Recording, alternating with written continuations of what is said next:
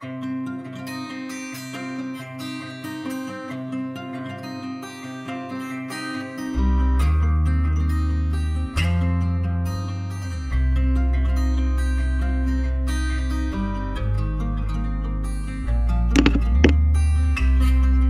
ça commence.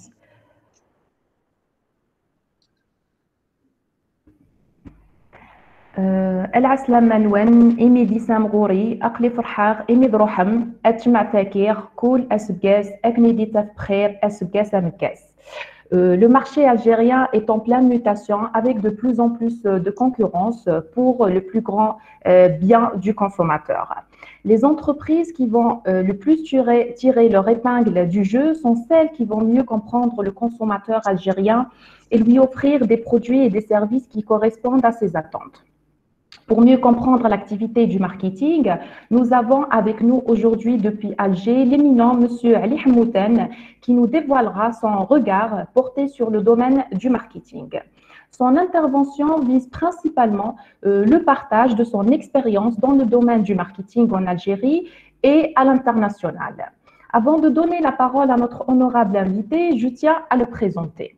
En 1982, M. Hamoutane obtient le diplôme de licence en sciences économiques à l'Institut des sciences économiques de l'Université d'Alger. Boursier, il poursuit ses études de post-graduation en Grande-Bretagne avec un brillant parcours. Il obtient le diplôme de master en sciences marketing et international business à School of Management de Manchester, ainsi que le diplôme PhD dans la même spécialité. De 1995 à 2005, il occupe plusieurs postes, directeur marketing au EU Eason Management Center en Asie du Sud-Est, consultant PME auprès du ministère des Ressources primaires au Brunei et professeur assistant au College of Business Administration à l'université de Sharqa, l'Émirat al-Arabiya al-Muttahida. En juillet 2005, Monsieur Ali Hamoutane rentre définitivement en Algérie pour rejoindre l'école supérieure de commerce d'Alger. Un an après, il fait une mutation à l'école des hautes études commerciales d'Alger où il enseigne le marketing stratégique aux étudiants du Master 2. Aussi, il intervient régulièrement dans la formation doctorale marketing et il est responsable du comité de formation doctorale LMD Marketing et TIC. Notre invité est auteur d'une trentaine de publications et de communications nationales et internationales.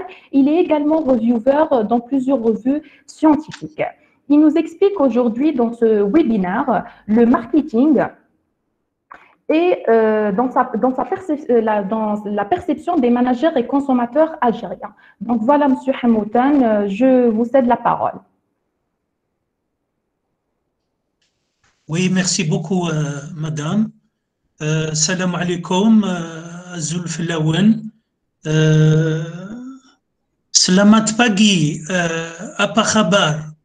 Ça, c'est quel langage, quelle langue? Ça, c'est du malais. Le malais est une langue qui est parlée du côté de la Malaisie, l'Indonésie et le Brunei. On apprend beaucoup de choses lors de ces webinaires. Alors, je ne sais pas, vous m'écoutez bien? Vous m'entendez bien plutôt? Oui, je vous entends très bien. Très donc, bien. j'imagine que c'est le cas pour les autres. Allez-y. Donc, premièrement, je voudrais saisir l'occasion de féliciter et de remercier, même saluer la direction de l'école supérieure de comptabilité des finances. Je voudrais saluer les collègues enseignants, peut-être qui sont présents aujourd'hui, ainsi que tous les étudiants, les membres de l'alumni et pourquoi pas les personnes qui ont été invitées aujourd'hui. Alors, le thème d'aujourd'hui s'intitule « Le marketing dans la perception des managers et des consommateurs algériens ». Voilà. En introduction, je voudrais dire la chose suivante. Je voudrais attirer votre aimable attention sur le fait que l'idée du webinaire n'est pas venue comme ça. L'idée du webinaire est venue à la suite d'une série de publications de votre école, intitulée Regard sur l'économie algérienne. Et Pardon, pardon, ça a Monsieur attiré votre... Hamoussen. Oui, Regard Oui, sur l'économie algérienne, c'est une initiative que j'ai pris le soin d'alimenter au fil des années. Donc, ça n'a rien à voir avec l'école. C'est juste un journal que j'ai enrichi au fil de ces 2 dernières années, un travail de collaboration avec mon maître, Monsieur Le Mouchi. Donc, l'école n'est pas, comment dirais-je, n'est pas n'a pas contribué dans ce travail. Voilà, donc c'est juste pour, euh, pour souligner ceci. d'accord, très bien, je vous Parce remercie. que, pardon, Euh, parce que mais toujours, oui, je tiens à souligner que M. Hamoutin, c'est un ami de la page LinkedIn. Donc, on a commencé à échanger, à collaborer ensemble dans un contexte professionnel. Et par la suite, j'ai eu l'occasion de l'inviter pour le faire découvrir à nos étudiants. Donc, dans le contexte d'événements scientifiques de l'école. Voilà. Donc, excusez-moi de vous interrompre pour éclaircir ce point. merci, merci pour la mise au point. Donc, je disais donc, je vais commencer par une toute petite question, elle est très simple. Pourquoi un webinar sur le marketing, sachant pertinemment que votre école est spécialisée, vos étudiants se spécialisent dans le domaine de la comptabilité et des finances, n'est-ce pas? Alors, je voudrais attirer votre attention sur le fait qu'aujourd'hui, euh, janvier 2021, au niveau, la tendance mondiale, au niveau des grandes entreprises, c'est celle de la transversalité, celle de la polyvalence, c'est-à-dire que vous êtes responsable financier, vous êtes analyste financier dans une, dans une entreprise, et vous êtes censé, donc en plus de votre domaine de spécialisation verticale, vous êtes censé développer des connaissances, des compétences à l'horizontale. C'est ça, excusez-moi, c'est ça l'intérêt d'un webinar comme celui-ci. Donc, en fait, je donnerai par exemple au niveau entreprise, je voudrais donner l'exemple du business plan. Un business plan, comme vous le savez, c'est un plan stratégique d'entreprise. Et généralement, le business plan, la norme internationale, c'est sur les 5 prochaines années. Ça, c'est une norme internationale. Hein? On n'y peut rien. Alors, si vous prenez un document quand même qui est très très important pour l'entreprise, alors, quel que soit son secteur d'activité, que ce soit une entreprise privée, publique, petite, toute petite, micro, grande entreprise, euh, c'est la même chose. Donc, je prenais l'exemple de ce business plan. Vous voyez bien que les éléments intuitifs d'un business plan, vous allez trouver entre autres, vous allez trouver le plan marketing, c'est-à-dire le déroulement de toute la stratégie marketing, et plus, là ça va vous intéresser, le budget prévisionnel. Le budget prévisionnel, c'est les projections des cash flows sur une période de 5 années. Easy to say, comme on dit en anglais, easy to say, mais plus difficile donc à réaliser sur le terrain. Faire des projections de cash flow sur les 5 prochaines années, ce n'est pas une partie de plaisir, n'est-ce pas? Bien sûr, je vais faire ma présentation orale pendant 40 minutes et on aura ensuite 40 minutes réservées aux questions. Je vous demande de bien noter les questions et je suis sûr, je suis très optimiste que la session question-réponse va être très interactive, je n'en doute point. Donc, vous voyez, je viens de vous donner un exemple, le business plan, un plan très, très important pour le devenir d'une entreprise. C'est comment dirais-je, j'ai oublié le mot, comment dirais, ça va me revenir après. Alors, qu'est-ce que je voulais dire? Ce thème, justement, il combine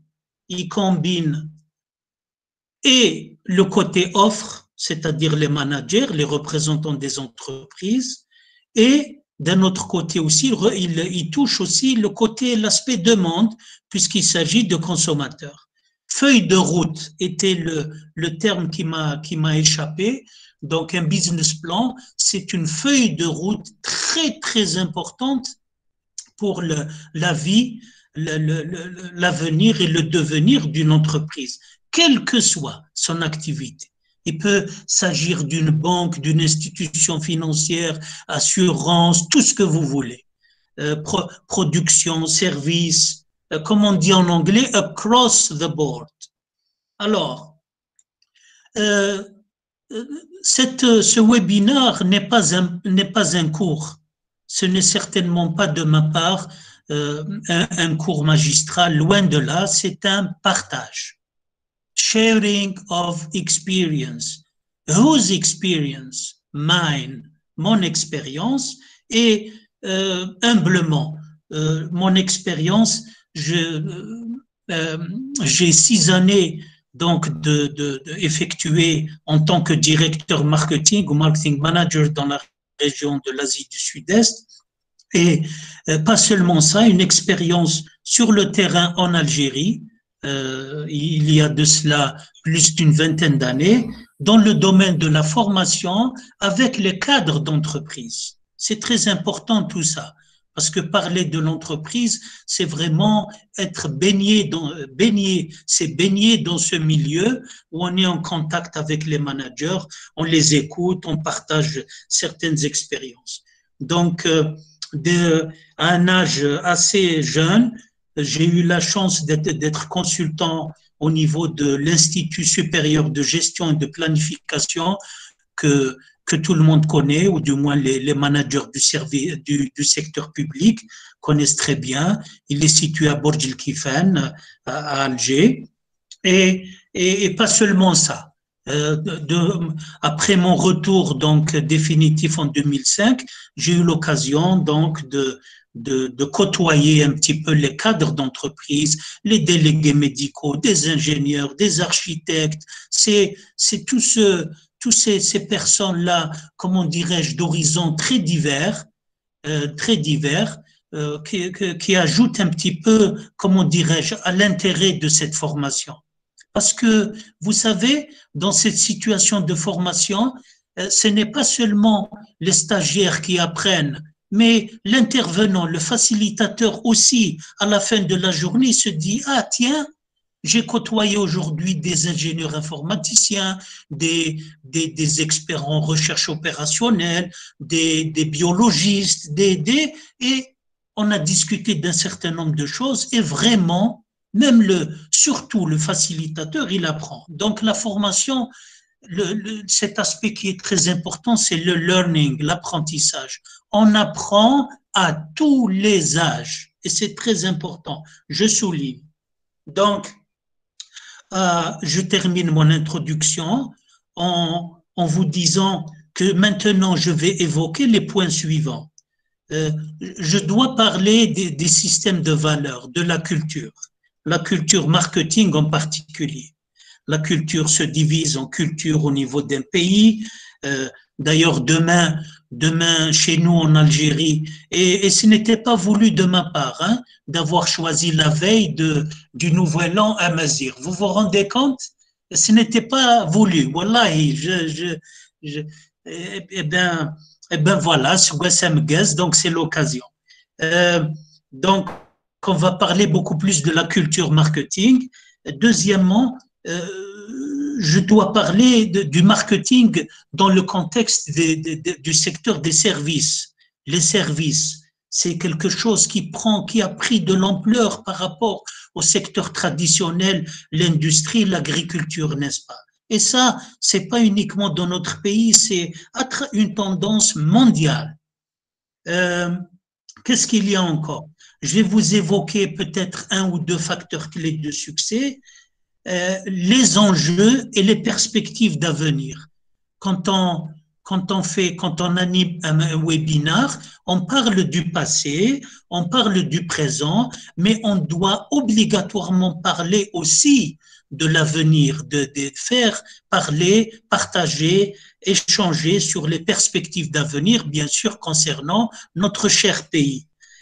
Et en guise de conclusion, quelques conseils que j'ai réservés à nos chers étudiants, bien sûr, à nos futurs diplômés, hein, non seulement de l'ESCF de Constantine, mais de toutes les écoles, les universités algériennes. Voilà, donc si vous le permettez, pour ne pas perdre trop de temps, je voudrais évoquer le deuxième point dans ma présentation, qui est celui du système de valeurs, values system, et de la culture marketing. Je dois dire, et c'est très important, que il y a en Algérie, comment dirais-je, le mot percutant en anglais, c'est misunderstanding. Il y a une espèce de malentendu où il y a quelque chose qu'on a, je ne sais pas, si on a mal compris ou là, je ne sais pas. En tous les cas, quand je dis ça, je compare avec la perception du marketing à l'international, Angleterre, Europe, Amérique du Nord, et celle de l'Asie, avec la perception qui a toujours existé dans notre pays. Donc, quand on compare les deux perceptions, on trouve que chez l'Algérien de la rue, vous lui demandez, il ou elle, bien sûr, eh bien, qu'est-ce que vous allez avoir comme réponse? Ah, le marketing, qu'est-ce que c'est? C'est la vente, c'est faire du chiffre d'affaires dans 50% des réponses. Les autres 50% des réponses, le marketing, eh bien, c'est une affaire de pub, la publicité, la télévision, les réseaux sociaux, les encarts publicitaires. Voilà un petit peu une tendance générale qui existe non seulement chez l'Algérien de la rue, mais aussi chez une partie des managers, vous vous rendez compte, des cadres d'entreprise et bien sûr des consommateurs. Je connais le consommateur. Le consommateur, c'est le public, le grand public, n'est-ce pas? Alors que, et ça c'est le module que j'enseigne à l'école des hautes études commerciales EHEC au pôle universitaire de Koléa, dans la wilaya du Tipaza, mon module, mon dada, vraiment quelque chose que j'aime beaucoup, c'est le marketing stratégique. C'est la stratégie dans le marketing. Alors que la stratégie marketing est quelque chose qui est beaucoup, beaucoup plus intéressant, plus riche que vendre, vendre et vendre. Ou faire de la pub, pub et pub. Ce n'est pas un cours, hein, ce n'est pas un cours magistral, mais la stratégie marketing, elle traite deux grands blocs. Le premier bloc, c'est ce qu'on appelle faire le travail de segmentation, de ciblage, le positionnement. Ça, c'est le premier bloc, c'est le bloc de la réflexion stratégique. Le deuxième, c'est l'application de ce raisonnement stratégique en termes d'actions palpables que l'on appelle communément le mix marketing ou le marketing opérationnel. Voilà un petit peu. Hein. Quelle est la bonne nouvelle concernant notre pays? Eh bien, la bonne nouvelle, c'est que la tendance est en train de changer dans le bon sens. C'est-à-dire que K1, كما نقولوا حنا بداجة وحدة وحدة, doucement, doucement, on est en train un petit peu de rectifier cette tendance, en ce sens que on passe d'un paradigme purement commercial, purement publicitaire, message publicitaire, à beaucoup plus traiter les éléments de la stratégie marketing, et le marketing dans ses composantes classiques, conventionnelles, mais aussi digitales et numériques. Et ça, on ne peut aujourd'hui, en 2021, élaguer cet aspect digital que nous vivons toutes les minutes, toutes les heures de notre vie, n'est-ce pas? Alors,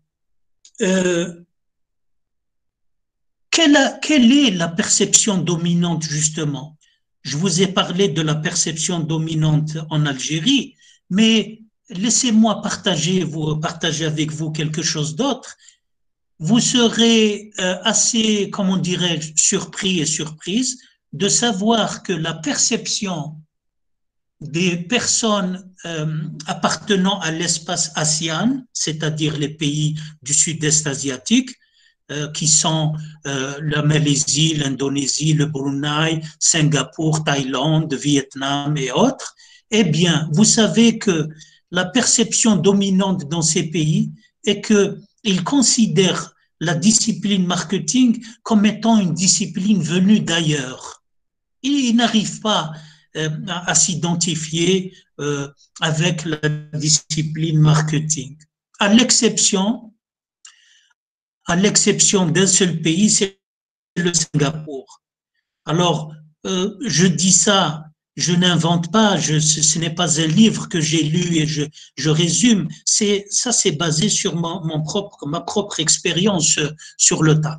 Donc, toutes les missions que j'ai effectuées dans les pays de l'ASEAN, il n'y a qu'au Singapour où, par exemple, dans les malls, dans les magasins, on vient, on vous demande, on est un petit peu plus ou moins agressif, cette agressivité commerciale, marketing. Mais dans les autres pays, ben, vous croirez dans un magasin chez nous. Si vous ne demandez pas une question, ou là, si vous n'allez pas à la personne ne viendra pas, elle ne vous dira même pas ni bonjour, ni bonsoir, ni.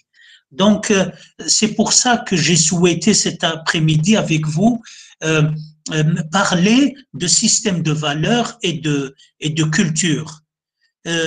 Vous savez, par exemple, un dénominateur commun aux pays de l'ASEAN et de notre pays, c'est par exemple l'importance de la notion de la famille. Hein? La famille est très, très importante, alors que, bon, en Europe, en Amérique du Nord, on a tendance cette notion a tendance à se fragmenter, à être atomisée, pour les raisons que vous connaissez bien sûr. Alors, j'enchaîne.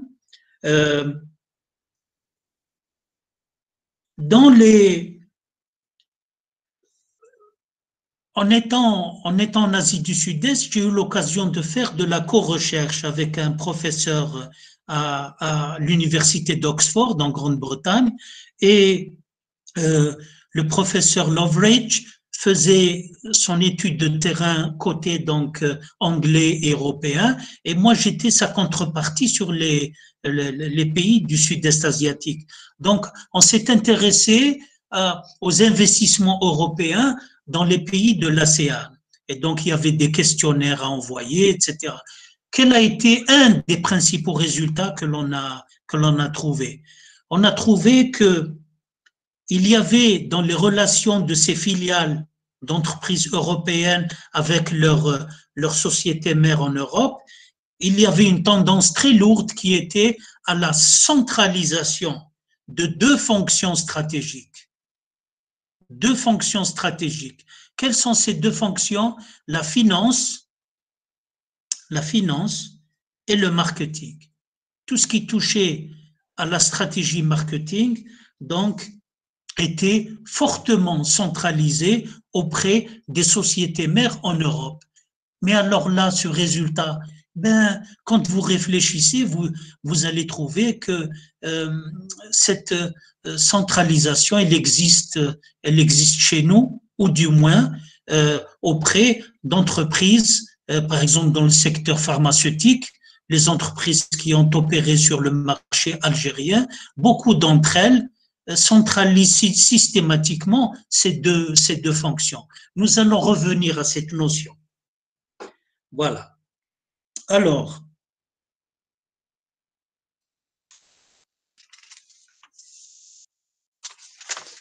je suis aussi en train de gérer mon temps, bien sûr. 40 minutes, c'est vite passé. Hein. OK. Je voudrais aborder maintenant, sans perdre de temps, je voudrais évoquer le troisième point qui est celui du marketing des services, le secteur des services en Algérie et dans le monde, bien sûr, et certains facteurs clés de succès. Je voudrais évoquer dans un premier temps un rapport très intéressant de la part de la CNUSET, la Conférence des Nations Unies pour le développement économique, ou UNCTAD en anglais. Ce rapport date de novembre 2020. Et qu'est-ce qu'il dit? Il dit justement, je vais vous le donner en anglais. L'anglais n'est pas un problème hein, avec nos étudiants. Services sector is vital to COVID-19 economic recovery. Le secteur des services, il va nous sauver dans la lutte justement contre ce méchant Covid-19. Et même on a découvert maintenant ses variants, n'est-ce pas? Dans la economic recovery, dans comment dirais-je, le retour à la croissance, le retour à la... Alors, pour évoquer le secteur des services, ce secteur-là est très, très important quand vous le comparez à l'industrie et l'agriculture. Il représente, les services aujourd'hui dans le monde, représentent 2/3 de la production mondiale. 66%, c'est énorme. Ce secteur des services représente plus de 50% des emplois. Un emploi sur deux, c'est le secteur des services qui le génère.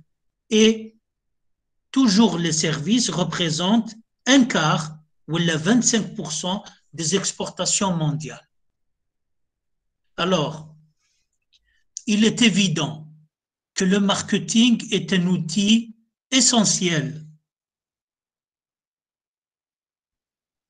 à l'accompagnement des produits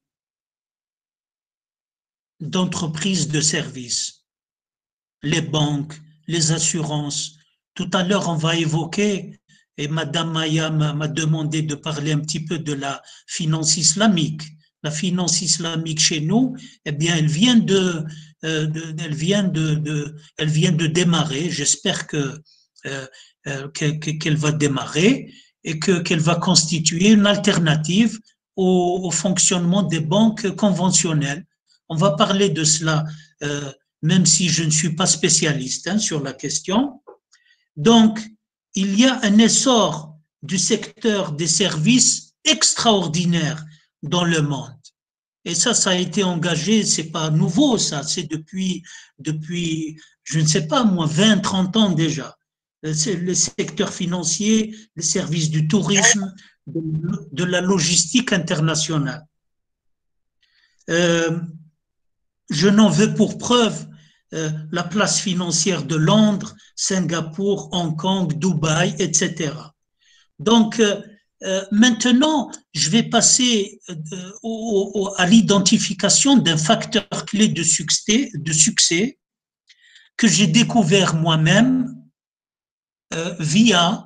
à travers les enseignements d'études de cas.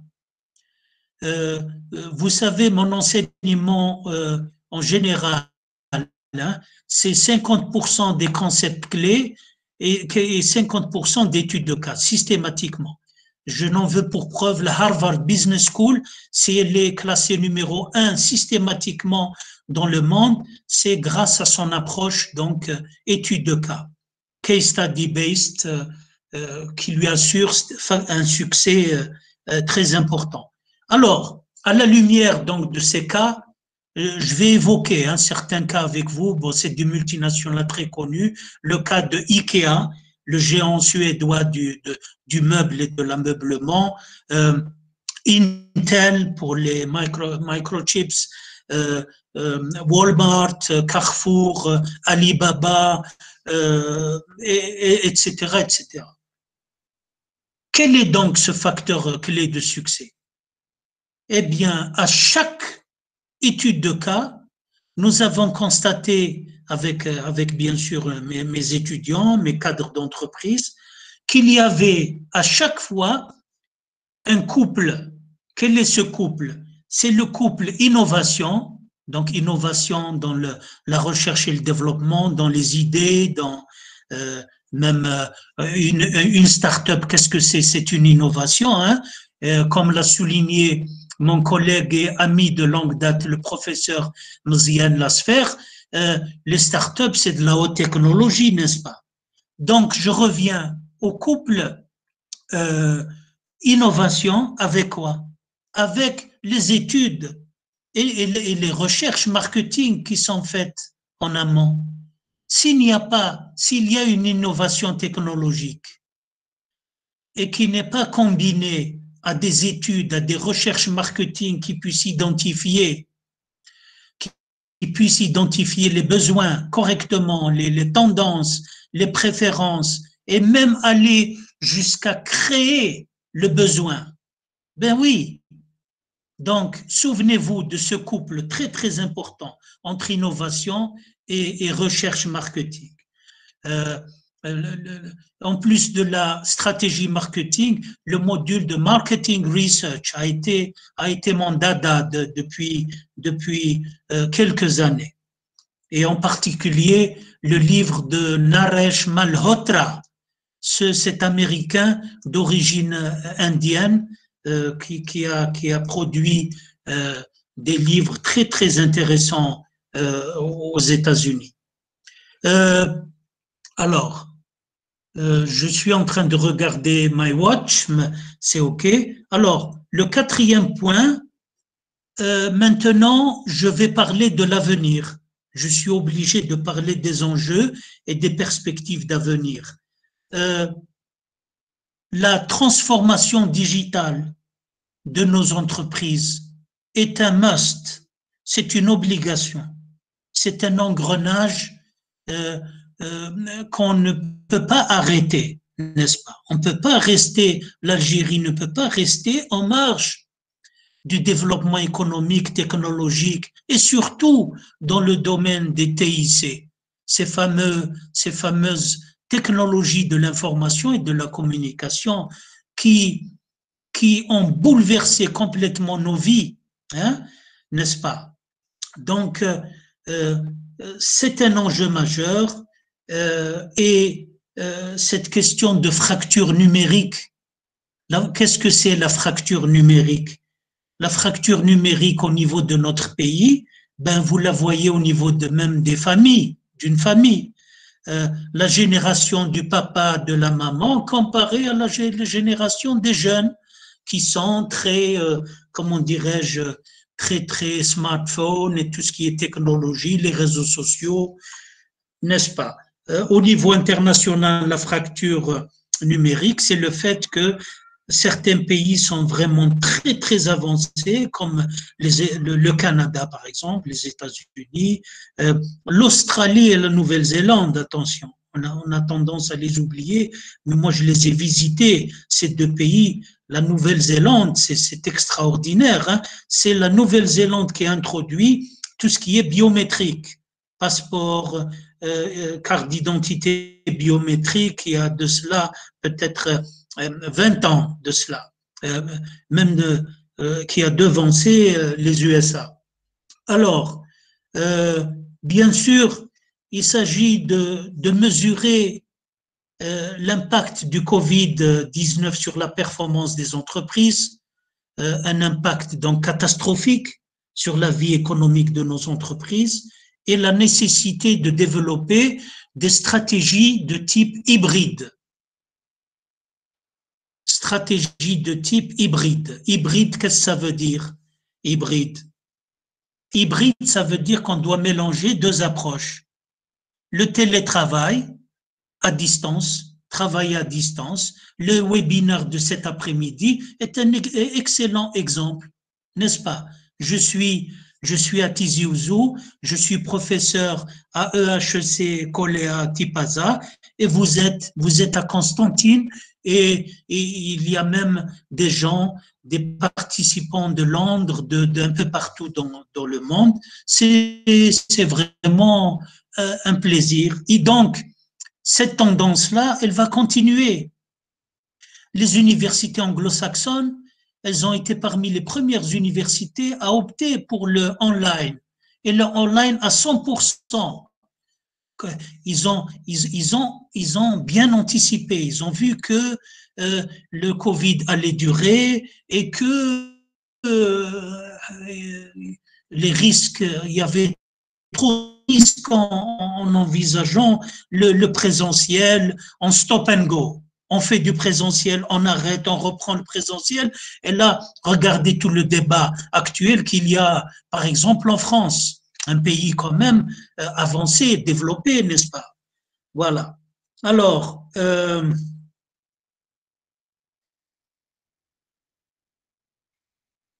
des secteurs, il existe des secteurs à fort potentiel dans notre pays. Et tout le monde en parle, hein, ces derniers le secteur des startups, des micro-entreprises, des PME, mais même et surtout la grande entreprise algérienne. C'est son grand défi je vois, c'est un avis personnel bien sûr, c'est la problématique de l'internationalisation de cette entreprise algérienne. Pendant de longues années, elle a été confinée, cette entreprise a été limitée, pas confinée, parce que le confinement nous rappelle le confiné est un mot qui a évité ces derniers temps. Limité au marché algérien, maintenant il faut tout faire pour encourager justement l'internationalisation de l'entreprise. Pourquoi pas? Puisqu'il y a les compétences, il y a les moyens, il y a... Et là, il y a beaucoup vraiment de travail intéressant à faire. Les secteurs à fort potentiel, j'en mentionnerai quelques-uns, les énergies renouvelables, la logistique, les TIC, le e-banking, le tourisme, l'intelligence artificielle, le domaine du pharma, les biotechnologies et la jonction entre l'agriculture et les industries agroalimentaires chez nous. Voilà. Et avant d'entamer la conclusion, je voudrais évoquer par exemple le lancement chez nous pour la première fois d'ailleurs, et dans ce domaine nous avons, je dois le dire, accusé un retard terrible, c'est le lancement de la finance islamique. Quand on était étudiant, il y a de cela 25 ans déjà, un quart de siècle, il y avait la finance islamique, Islamic banking existait en Angleterre, aux États-Unis, au Canada, en France. Ce n'est que maintenant, 25 ans après. Bon, et je prévois dans les années à venir une certaine dualité qui va coexister, qui va persister.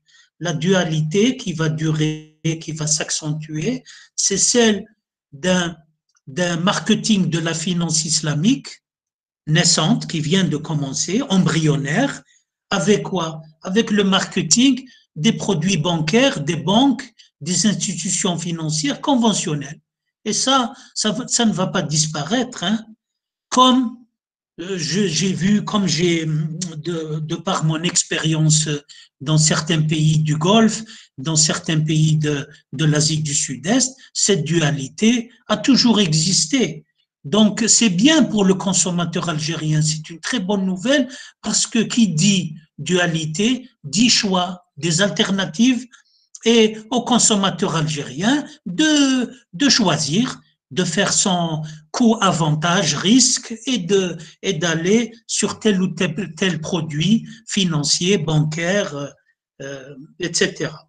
Alors, en guise de conclusion, parce que là, je suis en train de grignoter sur les 40 minutes des questions-réponses, je voudrais évoquer en guise de conclusion le fait que les perceptions des managers et des consommateurs algériens vis-à-vis du marketing, cette perception aujourd'hui, au jour d'aujourd'hui, elle est en pleine mutation. En pleine mutation. Donc, l'idée souvent avancée par certains experts, certains penseurs, certains professeurs, que le marketing entraîne un grand gaspillage des ressources sur le plan mondial. Quand on fait beaucoup de publicité, quand on consomme beaucoup d'énergie pour faire avancer les choses, de la publicité, tout certains, hein, c'est leur avis, disent que ça entraîne un gros gaspillage au niveau mondial. Quelle est la réponse? Et je vous donne une réponse donc qui est personnelle. Hein. La réponse est la nécessité de développer une stratégie marketing qui puisse tenir compte sérieusement du système de valeurs du consommateur algérien, tout en réalisant les objectifs de rentabilité, de croissance. En Algérie, compte tenu de notre système de valeurs, qui est différent de celui de l'asiatique, qui est différent de celui de l'européen, qui est différent du nord-américain, il faut tenir compte de la notion d'équilibre et celui du juste milieu. Le juste milieu, n'est-ce pas? Donc, en conclusion et en guise d'encouragement à nos étudiants, peut-être certains vont viser une carrière internationale. La très bonne nouvelle, c'est que au fil des années, ce que j'ai remarqué, les Algériens, les Algériennes ont une capacité d'adaptation extraordinaire. La maîtrise de la langue, des langues, et un bon niveau en mathématiques pour les scientifiques et les autres. Pour ceux et celles qui auront choisi de rester en Algérie, pourquoi pas? On doit respecter le choix de tout un chacun. Vous êtes chez vous, vous avez la famille à côté et les amis sur un plan personnel et sur un plan beaucoup plus professionnel. Je vous conseille de travailler sur cet aspect de polyvalence pour accroître vos chances au niveau du recrutement. Voilà, voilà, j'ai fini ma présentation. Maintenant, je suis à l'écoute. Allez-y. Merci, merci, Monsieur Hamoutan. Votre intervention a été brillante. J'ai adoré la dernière partie, la conclusion. Donc, on essaye toujours d'encourager nos étudiants, de les valoriser, de les pousser à aimer ce qu'ils font pour avancer et briller, Inch'Allah. Donc, nous passons maintenant à la seconde partie débat. J'invite à nouveau nos participants pour émettre leurs questions et pourquoi ne pas intervenir carrément. J'aimerais bien vous entendre. Donc, avant de donner la parole à nos étudiants, j'aimerais bien écouter Monsieur Lusfal qui s'est connecté au milieu de votre intervention. Donc, Monsieur Lusfal, si vous nous écoutez, on aimerait bien avoir votre avis sur le sujet et enrichir cette partie débat.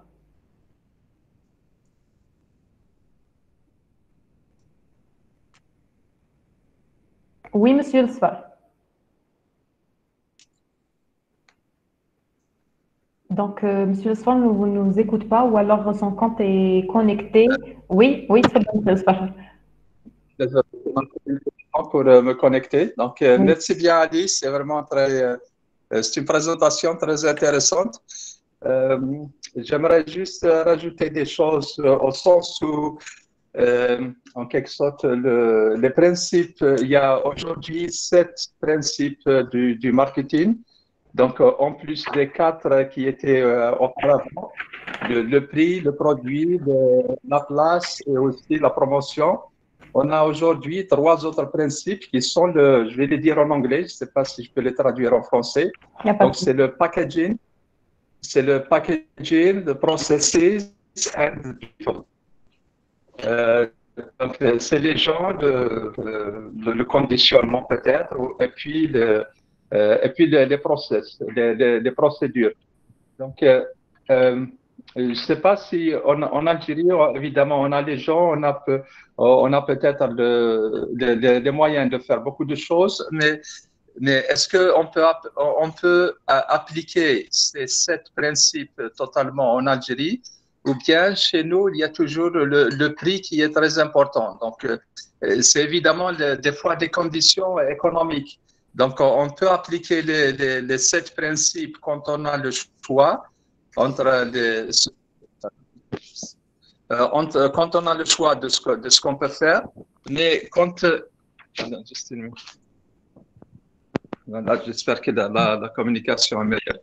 Donc, quand on a le choix, quand les consommateurs ont le choix ont le choix entre différents produits, parce qu'ils ont les moyens économiques, mais quand ils n'ont pas le choix de faire ce choix, quand ils ne peuvent pas faire ce choix, peut-être ils recourent seulement au prix. Donc, ils voient le prix, c'est le prix qui indique pratiquement la possibilité d'acheter le produit.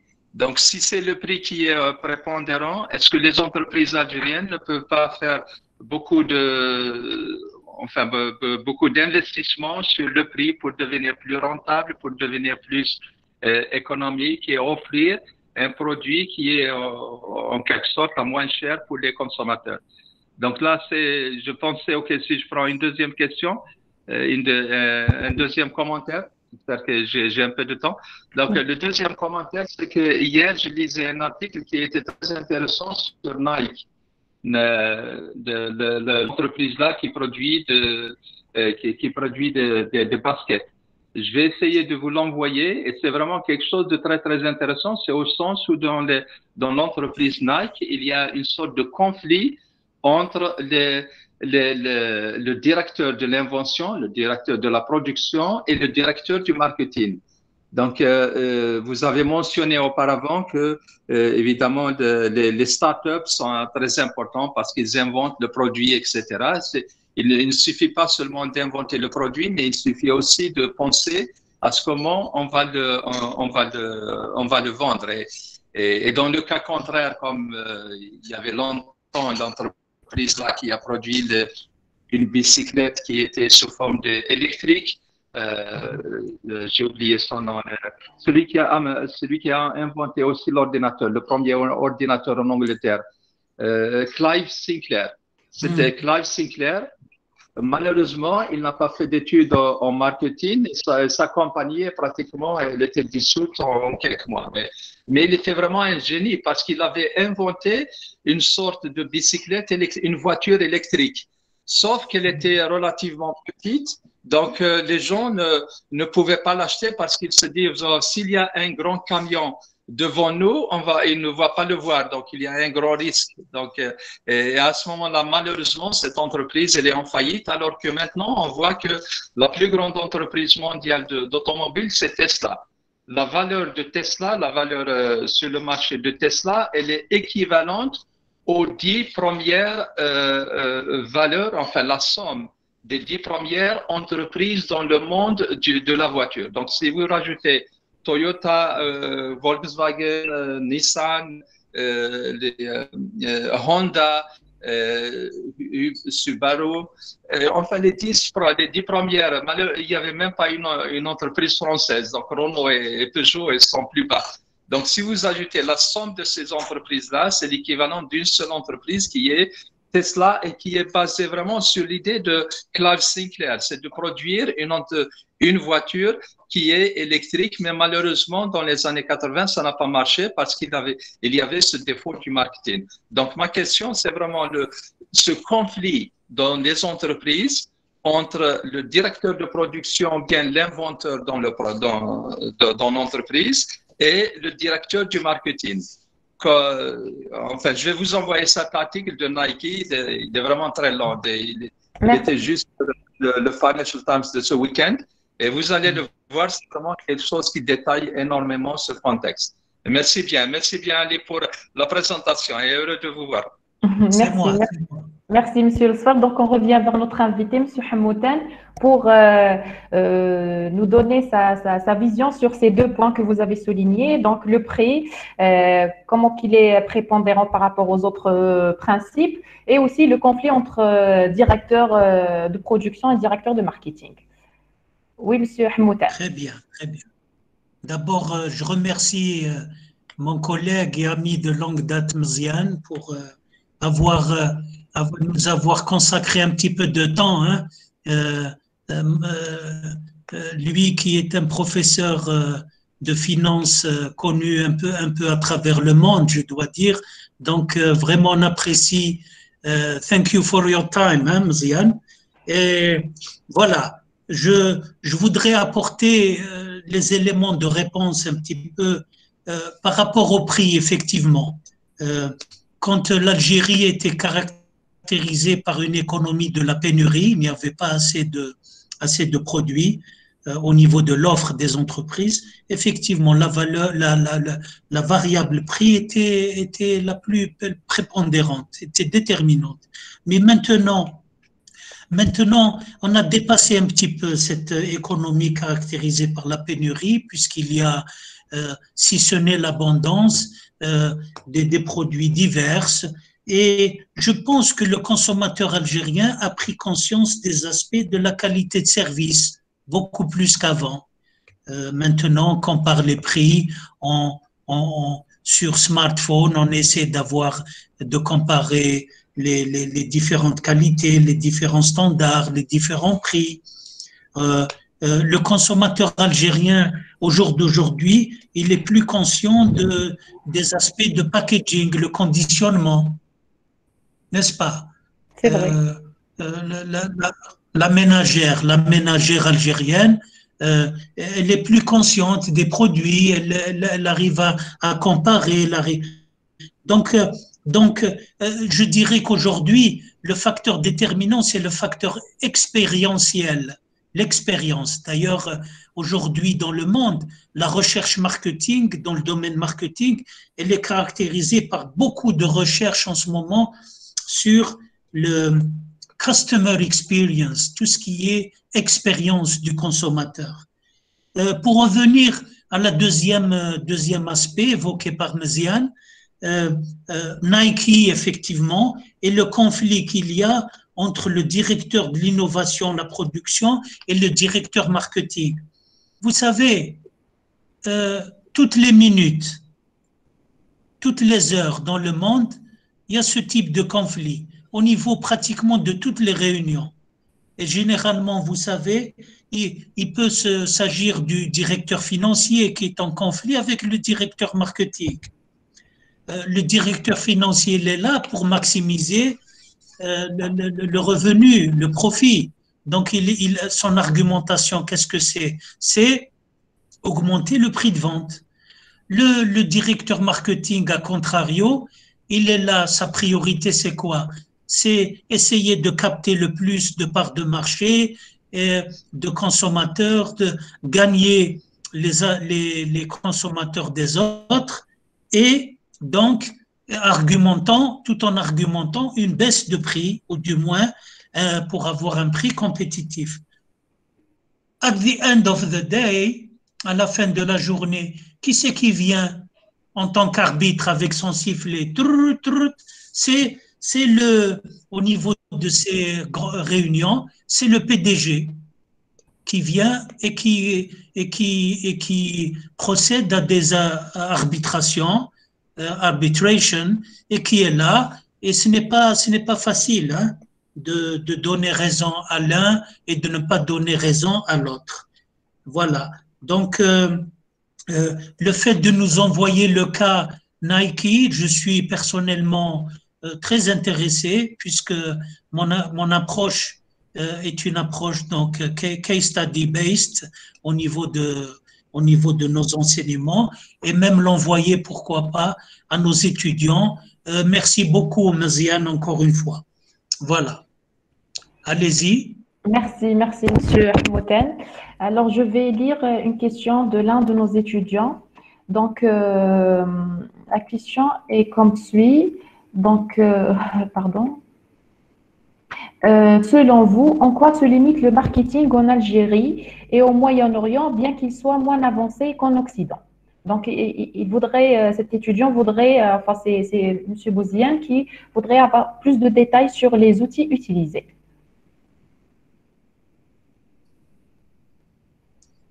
D'accord. Euh, Ceci dit, je voudrais bien Oui. entendre euh, les étudiants de votre école tout à Oui, l'heure. moi aussi, je les encourage d'ailleurs. Et chaque fois, Oui, j'attends que quelqu'un non, puisse prendre la parole. D'ailleurs, j'en je, profite pour souligner que vous posez la question quand vous voulez. L'objectif, c'est vraiment de partager le savoir. Donc, je vous invite vraiment à prendre la parole, à mettre de côté votre timidité et participer au débat parce que le débat peut vraiment donner encore plus d'informations qui vous seront utiles plus tard. Voilà, merci. Donc, c'est à je, vous, je- monsieur. je dois dire, madame, madame, que ça, ce n'est pas une caractéristique des étudiants de votre école, c'est assez général. Hein, comme Oui, quand moi, je suis vraiment dans mes cours à distance, je suis là à trouver les moyens donc intelligents pour essayer de faire de la séance une séance interactive. C'est pas toujours évident, n'est-ce pas?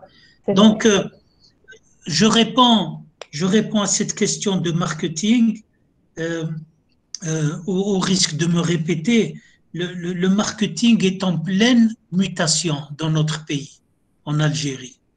Euh, il est en pleine mutation.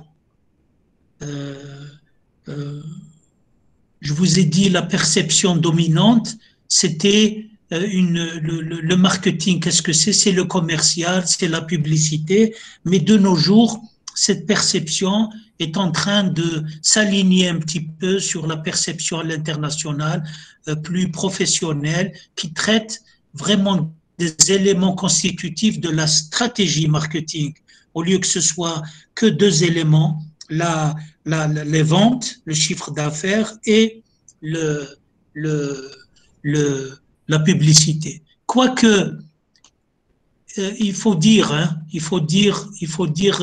je remercie cet étudiant parce que ça me fait rappeler quelque chose.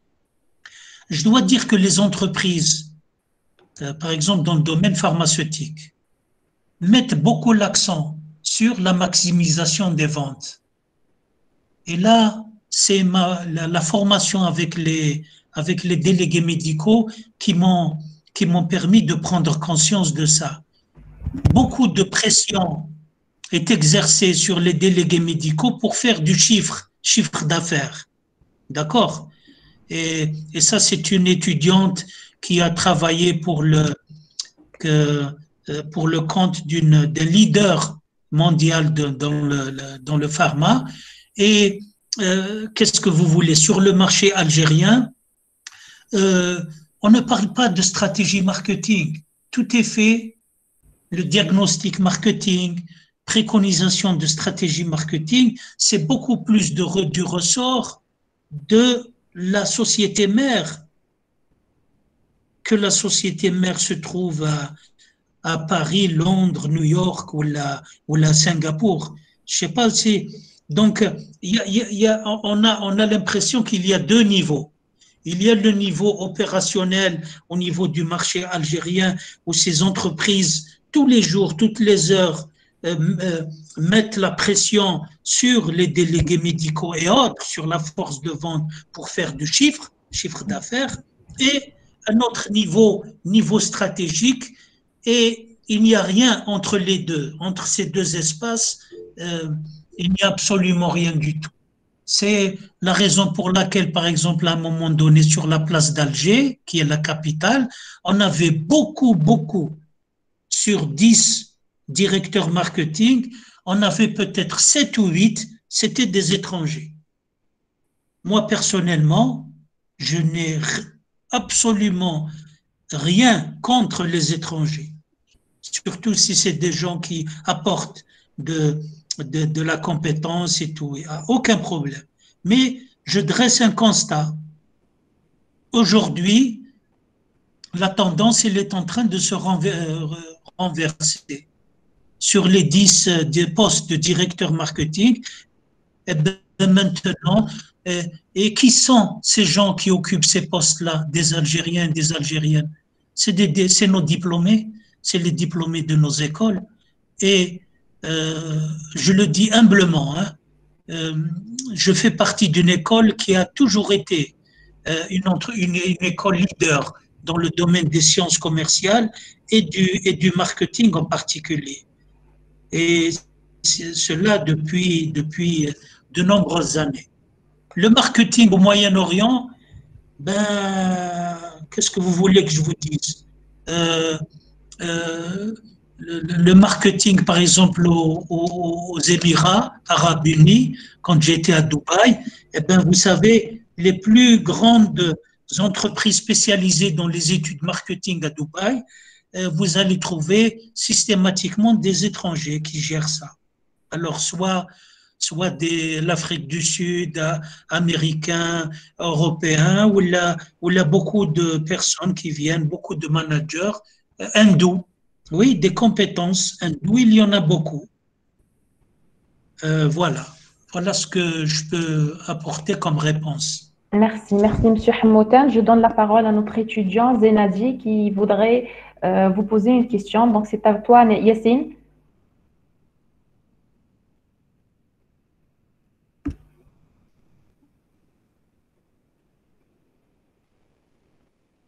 Oui, Yassine.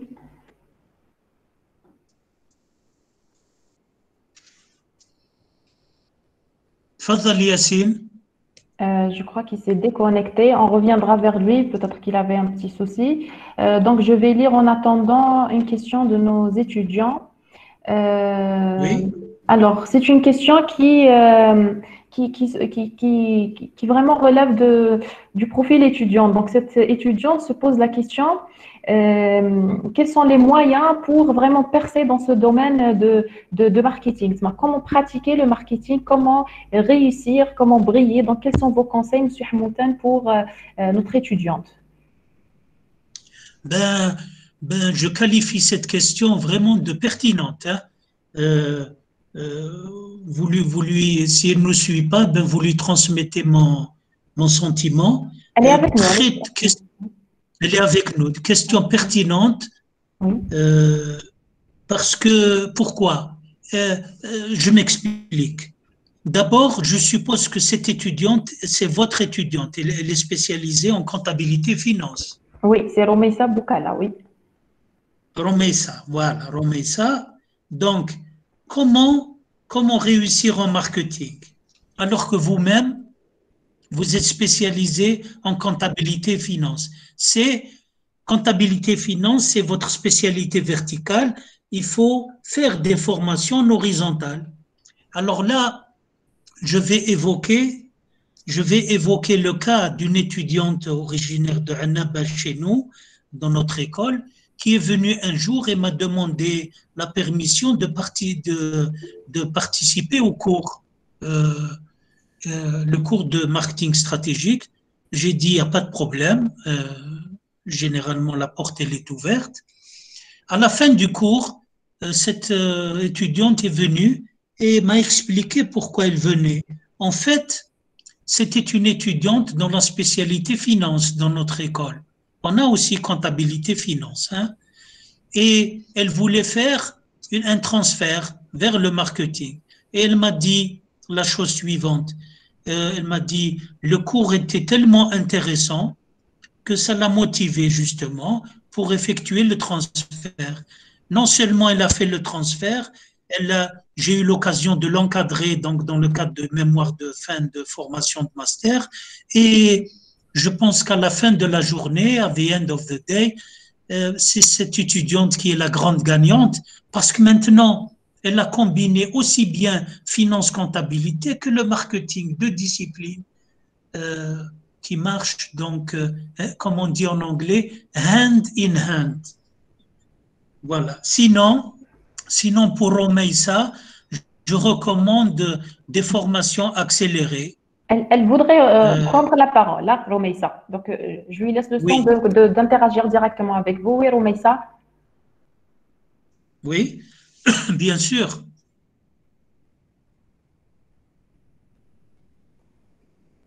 Oui, Romeissa, on vous entend et votre caméra est activée. Hein. On ne vous entend pas, par contre. Votre microphone est désactivé. Le mien. Non, non, je parle à Romeissa. Donc, Romeissa, Bonsoir, madame. oui, D'accord. tfadli, Romeissa. Vous m'écoutez? Oui, oui, on vous écoute. Tfadli. Merci. Bonsoir, monsieur, et bienvenue et merci pour cette interrogation. Monsieur, C'est moi qui vous remercie, Romain. merci. Monsieur, je veux poser la question sur le e-marketing, précisément. Oui, J'ai eu la chance oui. de pratiquer ce e-marketing avec une entreprise, c'est Forever Living. Elle fait la pub, Romeissa. Hein, Oui. Oui. hein. C'est في دول الخليج, c'est ça, l'Arabie Saoudite, la Koweït, et etc. J'ai 6 دول نخدم فيهم, c'est ça. Et c'est quoi votre question, Romeissa? Oui. Monsieur, comment je peux réussir à pratiquer le e-marketing? Parce que vraiment, j'ai trop essayé, mais ça marche pas. Quelles sont les difficultés, Romeissa? Le- J'arrive pas à convaincre les clients, c'est ça? D'accord.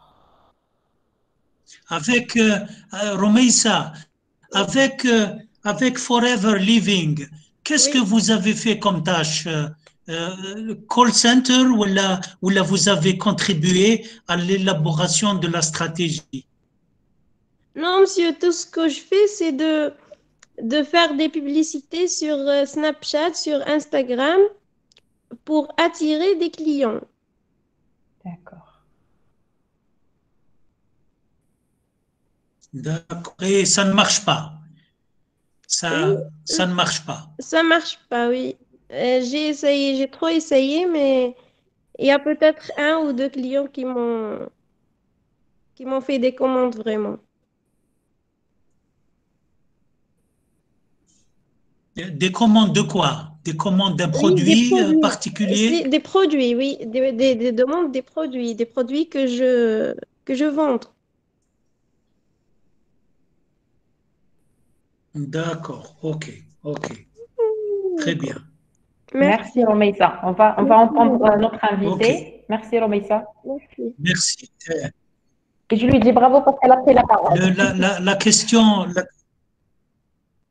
oui, tout à fait, tout à fait.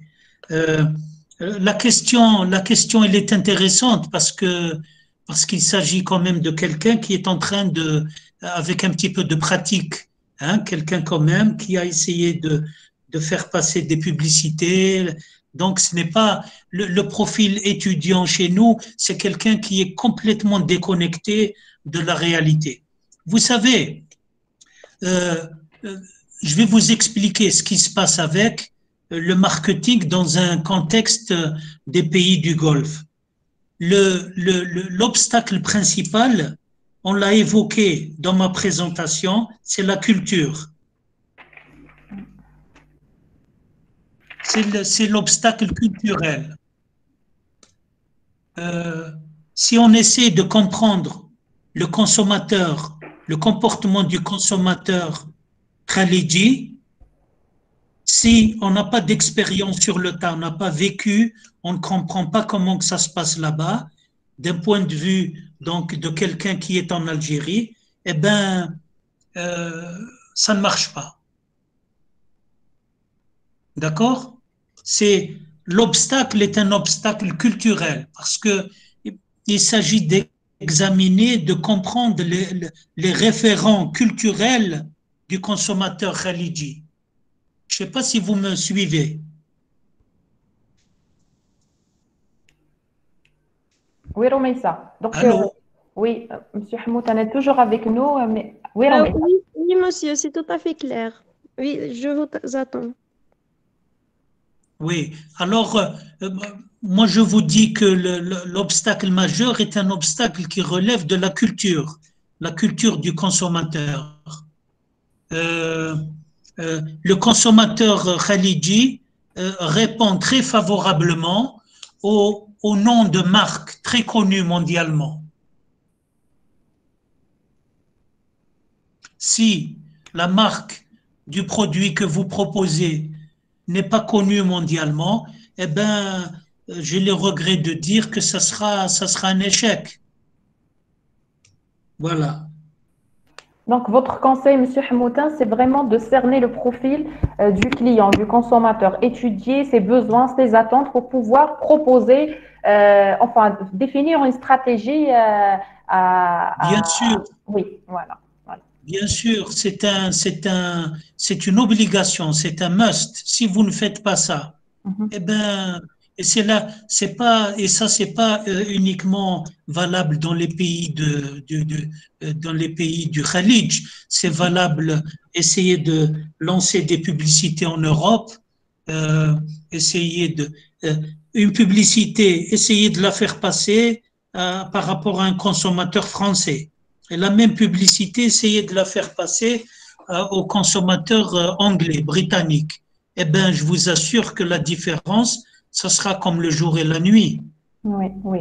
Il y a aussi avec nous Inès Benslima qui a posé pas mal de questions. Donc, je vais reprendre la dernière sur laquelle elle insiste. Oui, Donc, elle vous dit, Inès, oui, les pays économiquement développés contrôlent les pays sous-développés. Ce facteur peut affecter le développement économique de ces 10 pays. oui. Et sa question, c'est vraiment comment ce contrôle empêche ces pays sous-développés de se développer vraiment. Donc là, vraiment, elle est en train de parler du contrôle des grandes puissances. Euh, et d'accord, c'est une question qui dépasse hein, la thématique marketing dans la perception des managers et consommateurs, mais euh, en deux mots, en deux mots, je répondrai en vous donnant par exemple l'exemple des pays du sud-est asiatique qui sont aujourd'hui des pays émergents, des pays qui sont la référence au monde. Euh, je vais citer un pays, le Singapour. Le Singapour, pourtant, c'était un petit village qui appartenait à la Malaisie. Et les Chinois en ont fait un pays, ils l'ont développé, et Singapour aujourd'hui, vous trouvez ce pays-là dans les classements mondiaux, qu'il s'agisse de la transparence, qu'il s'agisse des investissements directs étrangers en Afrique, à travers le monde. Ils sont en train, euh, Singapore Port Authority, gérer le port de New York à un moment donné. Je ne sais pas s'ils y sont toujours. Ils gèrent le port de Béjaïa, chez nous en Algérie. Et pour vous dire, donc, ce n'est pas une question de pays donc, dominants et de pays dominés. Moi, je pense que c'est un avis personnel que je donne. Hein. Moi, je pense que c'est beaucoup plus une question de management. Euh, euh, on peut développer notre pays. Je parle de l'Algérie, hein, Oui. à condition de faire appel aux compétences managériales. C'est-à-dire si chacun dans son poste était une compétence managériale, eh bien, parce qu'aujourd'hui on est face à une récession économique. C'est pas une question d'argent, hein. Pourquoi? Est-ce que ce n'est pas une question de finance? Parce que chez nous, quand le pétrole était, le baril du pétrole a atteint 145 $ le baril. Qu'est-ce qu'on a fait? Est-ce on a développé notre pays? On ne l'a pas développé. Du moins, on a développé certaines choses. Hein. Il faut être objectif, les infrastructures, l'autoroute est-ouest, certains ports, certains aéroports. Non, il faut le dire, mais Mais on n'est pas devenu Singapour ou la Malaisie. Pourquoi? Eux, ils n'ont pas de ressources. La Malaisie, un pays que j'aime beaucoup, hein, la Malaisie. Les Malaisiens sont des gens très, très intéressants sur le plan culturel, etc. Leur ressource naturelle, qu'est-ce que c'est? C'est le palm oil. C'est comme un nakhla chez nous qui produit de belles dattes, à Tolga, Biskra. Chez eux, non, elle ne produit pas de la date, elle produit du latex, un liquide blanc qui sert dans la production des pneumatiques. C'est tout, hein. Mais la Malaisie aujourd'hui est une puissance économique au même titre que Singapour. L'Indonésie, j'ai effectué beaucoup de missions en Indonésie. Le Vietnam, tiens, le Vietnam, c'est le meilleur exemple. 1999, je les ai vus à partir de l'autoroute, ils travaillaient avec leur chapeau là, vietnamien. Ils étaient dans les rizières, Aujourd'hui, ils accueillent les plus grandes multinationales dans le monde. Moi, je vous dis la vérité, c'est une question de management, de gestion. Nous avons les compétences, donc oui, il faut le financement, ce n'est pas un problème.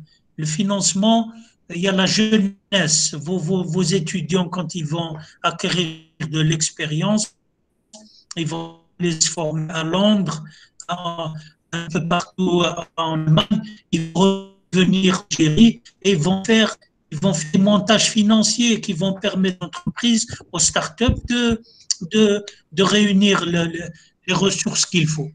C'est une question de management. Oui, dans le même sillage, M. Hamoud. Bottom line.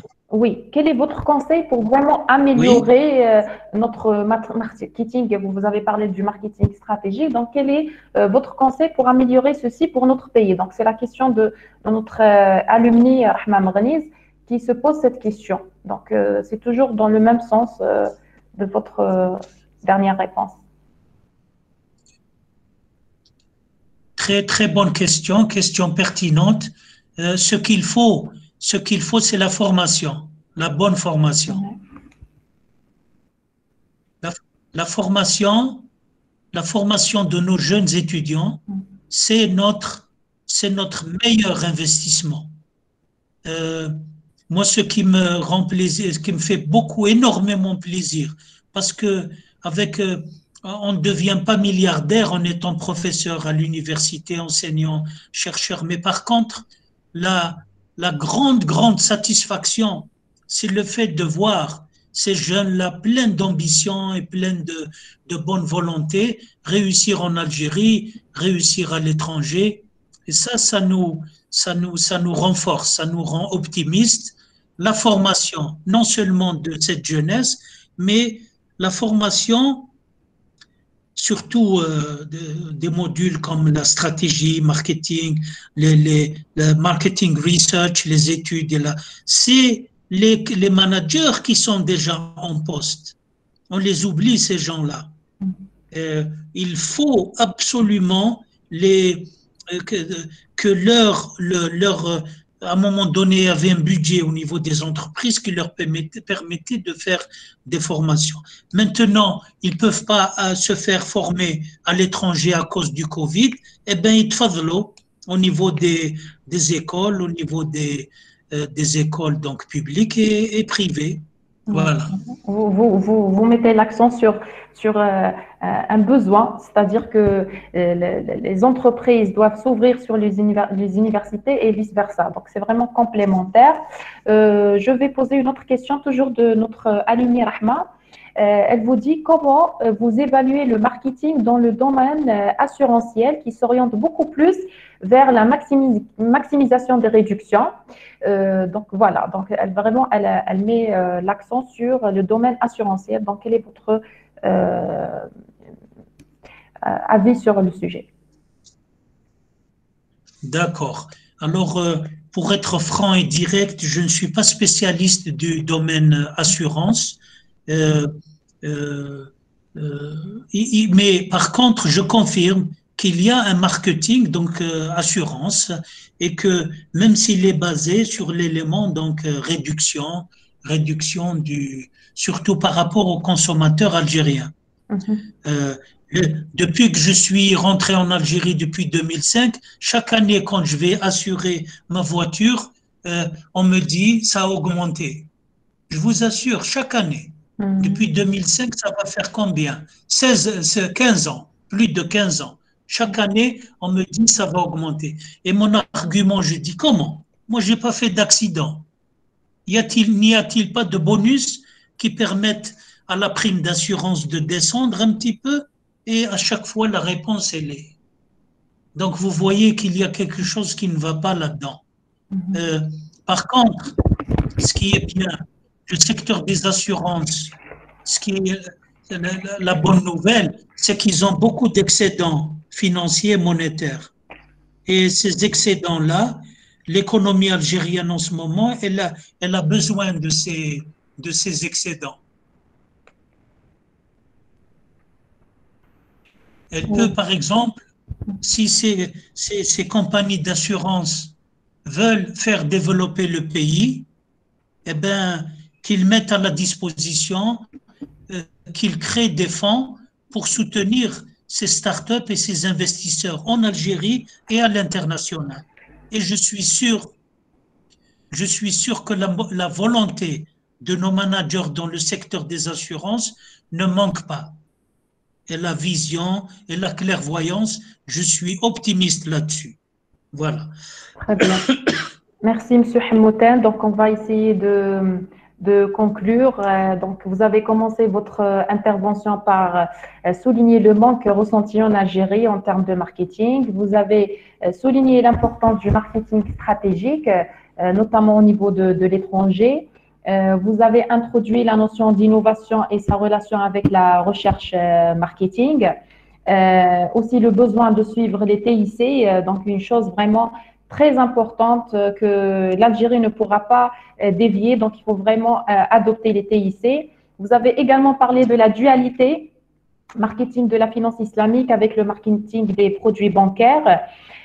Vous avez également attiré l'attention sur le gaspillage d'énergie au niveau mondial, tout en soulignant à la fin qu'il y a toujours de l'espoir en Algérie en formant nos étudiants, nos étudiants qui pourront rester en Algérie et briller et comment dirais-je, et avancer notre pays vers l'avant, et d'autres qui pourront prendre faire le choix d'aller ailleurs. Mais toujours est-il, il y a toujours le besoin de la formation en termes de langue, en termes de multidisciplinarité, c'est-à-dire que nos étudiants sont formés pour la finance d'entreprise, mais cela n'empêche pas d'enrichir leur savoir, notamment en termes de marketing.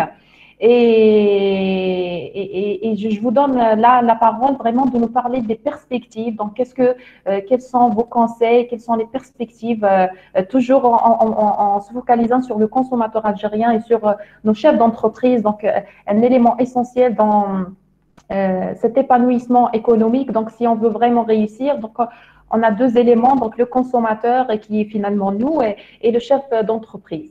Voilà. D'accord. Ce que je voulais noter, c'est pour toucher un petit peu la notion qui est très importante, c'est celle de l'employabilité de nos diplômés. Oui. L'employabilité se joue, le facteur clé de succès se joue au niveau de l'enseignement qui est dispensé au niveau de l'école. La question qu'on doit se poser, est-ce que le contenu de cet enseignement se rapproche des besoins des entreprises ou au contraire s'en éloigne? L'enseignant aujourd'hui ne doit pas être seulement quelqu'un qui maîtrise les concepts, la théorie. Je pense que l'enseignement aujourd'hui, il doit avoir un pied au niveau de l'entreprise. Et ça, c'est primordial. Généralement, les deux, université, école, entreprise, se jettent la responsabilité. L'université dit ah non, c'est les entreprises qui ne nous font pas appel. les entreprises disent non, les diplômés qui viennent sont en déphasage complet par rapport à nos besoins. Il faut travailler cette question, il faut essayer de rapprocher, de diminuer un petit peu le gap, l'écart qui existe entre les deux. Voilà. Très bien, Monsieur Hamoutan, je vous remercie. C'était vraiment un plaisir de partager ce moment avec vous. Nous avons beaucoup appris. Je remercie également Monsieur Losfar d'avoir pu se joindre à nous pour enrichir le débat. Je remercie l'ensemble des participants pour avoir répondu présent à notre invitation. Je remercie surtout ceux qui ont pris la parole. Merci. Je vous dis à très bientôt. Joyeux Noël. Kul aam wa antum bkhair. Rendez-vous dans 15 jours, Inch'Allah, avec un nouvel invité. Merci. Merci et plein de succès, Au Inch'Allah. revoir. Au revoir. Merci bien. À bientôt. Merci. Saha Merci. Ynayer. Merci. Au revoir. Saha Ynayer. À bientôt. Merci. Merci. Merci, Mouziane.